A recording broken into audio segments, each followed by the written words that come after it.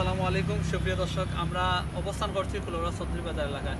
আমরা একজন ভাইয়ের কাছ থেকে, ট্রাক্টর চালক ভাইয়ের কাছ থেকে জানতে চাইব যে ইতিমধ্যেই কিন্তু বড় ধান গড়ে তোলা প্রায় শেষ, বড় ধান শেষ।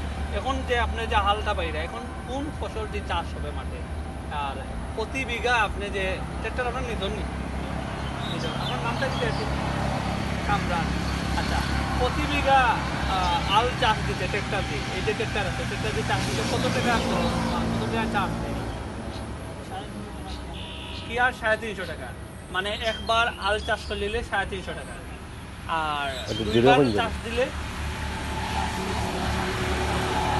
400 টাকা আছে।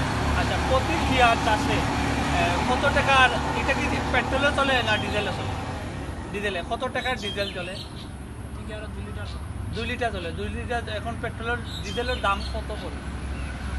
110 টাকা করে। 1 লিটার চার্জ দিতে যদি 210 টাকা লাগে, তাহলে আমরা 5 কত?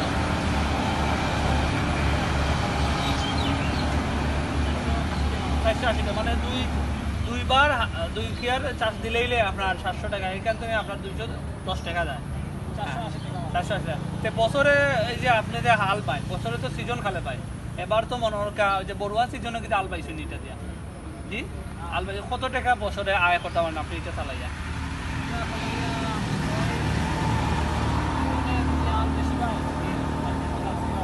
লাখ টাকা।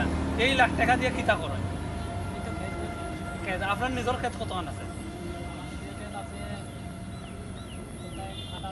18 কি আর হবে?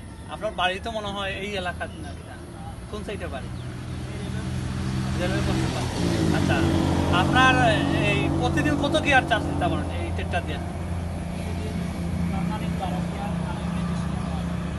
বাঙালি মানে প্রথম নতুন কোনো জমিনে দিলে 12 কেয়ার চাষ দেওয়া যায়, এরপরে যদি আবার ডাবল চাষ দেওয়া যায় তাহলে 12 কেয়ার, আরও 20 কেয়ার দেওয়া যায়। তো টোটাল 32 কেয়ার দেওয়া যায় নাকি? 32 কেয়ার দেওয়া যায়। তো এই গাড়ি কি তা কোনো নষ্ট হয়নি না?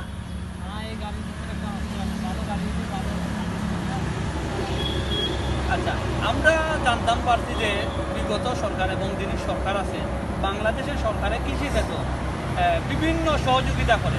আপনি নিজেও এখন কৃষক এবং একটা ট্রাক্টরের মালিক, আপনি নিজের জমিও চাষ দেন, পরের জমিও চাষ দেন। আপনি ট্রাক্টর যখন আপনি ক্রয় করছিলেন, সম্পূর্ণ কিন্তু আপনার টাকা দিয়ে করছিলেন না কৃষি অফিসের কোনো সহযোগিতা পাইছেন? কোনো সহযোগিতা পাইছেন না, কোনো সহযোগিতা পাইছেন না। প্রিয় দর্শক, আমরা কথা বলছিলাম কামরান ভাইয়ের সাথে। তিনি একজন কৃষক, একাধারে উনি একটা ট্রাক্টর আছে, সেই ট্রাক্টর দিয়ে উনি নিজের জায়গাতে চাষ দেন এবং বাড়ায় অন্য মানুষের জায়গাতেও চাষ দেন। আমরা কথা বলে ওনার কাছে জানতে পারলাম যে ট্রাক্টরটা উনি কিনেছেন ওনার নিজের টাকা কিনেছেন, কৃষি অফিসের কোনো সহযোগিতা পাননি উনি, এবং সরকারের যে কৃষি খাতে বিভিন্নভাবে ভর্তুকি দিয়ে আসছে সেটাও উনি জানেন না।